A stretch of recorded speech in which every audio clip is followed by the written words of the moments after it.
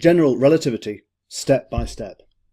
We've got this rather nice formula, Rn equals R times A of t, where this is the distance now, which means at time t, I guess. This thing here is a co-moving distance. So R equals constant for any galaxy. Any galaxy at rest, I guess. Again in scare quotes, because the whole difficulty of general relativity is to cope with the fact that space is not flat. And if space is expanding according to the Hubble expansion term here, that's Hubble, we've got to hold two separate concepts in our head. Firstly, a particular galaxy may be receding, and secondly, it's at rest.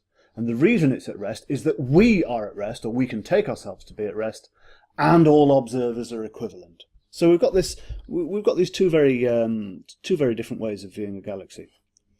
What I want from a coordinate system is for it to be obvious.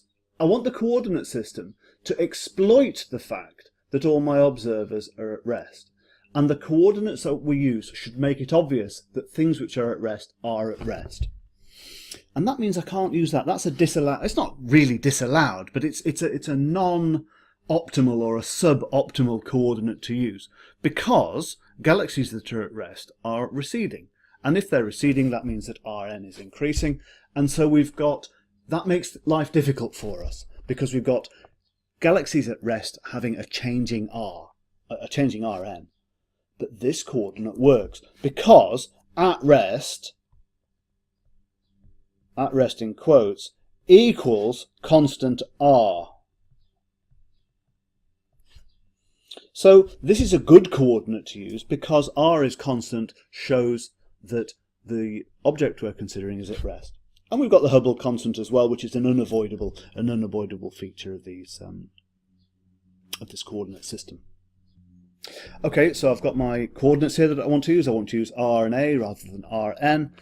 But now what I want to do is to define a metric. So what I'm going to do is I'm going to say that ds squared equals, I'm just going to put a question mark here, dt squared, I'll fill that in a moment, plus the spatial component. Now what I want is to use spherically symmetric coordinates because I'm exploiting the homogeneity and the isotropy of the universe. So I've got drn squared plus, let me just write it down, Rn squared d theta squared plus sine squared theta d phi squared. So there is my, a candidate metric for the universe, which is clearly spherically symmetric. So what I'm doing is I'm exploiting that spherical symmetry in my choice of coordinates here. However, I've still got a little bit of degrees of freedom to play with. I can multiply it here by some function of f of Rn, and that's just some function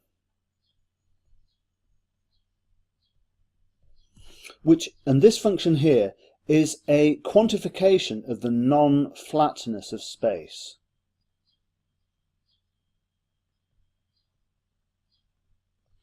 So what I'm doing here with this function f, I'm allowing my coordinates, or I'm setting up my coordinates so that they have spherical symmetry, but I'm not necessarily imposing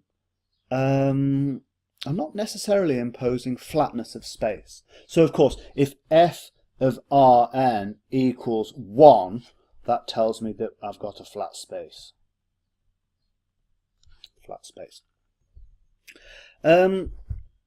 Okay, now this question mark I've got here, that's easy to deal with. I'm just going to put a -1 there. Why is that? That's because I'm defining time to be proper time by any observer. So just if you are sitting at a particular position and your r and theta and phi are not changing, then ds squared will be minus dt squared by definition. So that's an easy term there.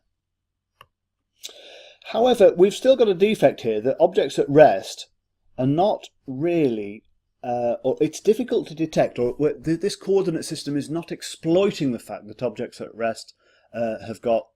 It's not easy to tell if an object is at rest with this coordinate system. So what I'm going to do is I'm going to substitute for Rn, and we know that that's equal to R times A of t. So I'm just going to substitute that in here.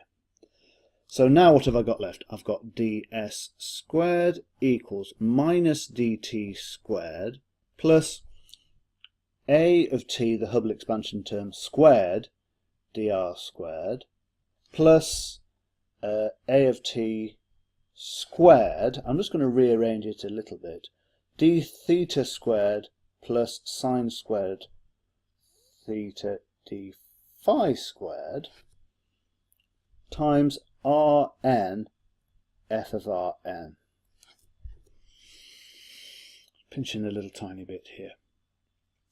And now I'm going to rewrite the final term. So it's minus dt squared plus a of t squared dr squared plus a of t squared times, I'm just going to call it q of r. What this q of r, well, let me put the other term in as well. D theta squared plus sine squared theta d phi, running out of space, d phi squared. Let me just zoom in on this. And all I've done here, this isn't clever, all I've done is taken these terms here and whack them in there. Actually, I've got some squareds missing. There's a squared missing from there, and that should be q of r squared. And this is absolutely conventional. So we've got two functions here which are unknown, and that's ds squared. So we've got a of t is an unknown. We'll see if we can pin it down later. An unknown Hubble expansion term. Hubble expansion term. And q of r is an as yet unknown non-flatness term.